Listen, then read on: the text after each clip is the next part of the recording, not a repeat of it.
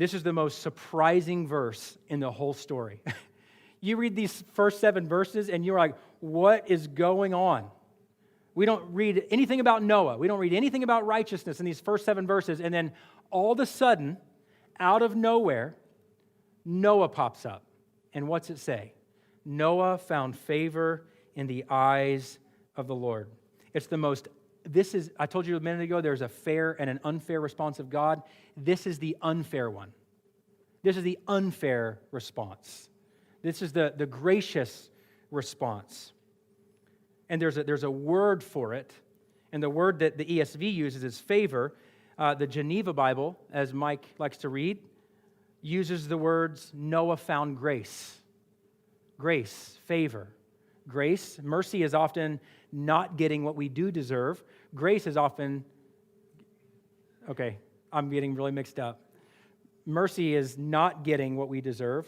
Grace is getting what we don't deserve, right? Okay. I've heard those definitions and it just escapes me. But this is the first word about Noah. Now, not the first word about, I'm not saying in the whole Bible. We see Noah in chapter 5. But Noah enters this wickedness and flood story in chapter 8.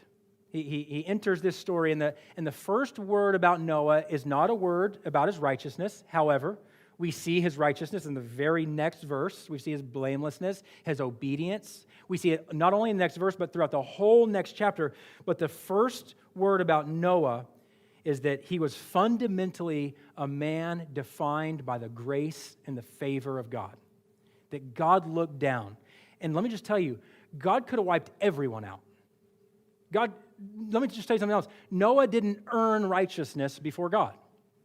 And so, yes, he was righteous and he was blameless, but the text says that he found favor in the eyes of the Lord. We'll expound on that a lot more next week and get really into the nitty-gritty and the call to obedience and faithfulness and trust in the Lord in our daily walk. But let's just not skip over what the first word about Noah is that he is a recipient of the favor and the grace of God.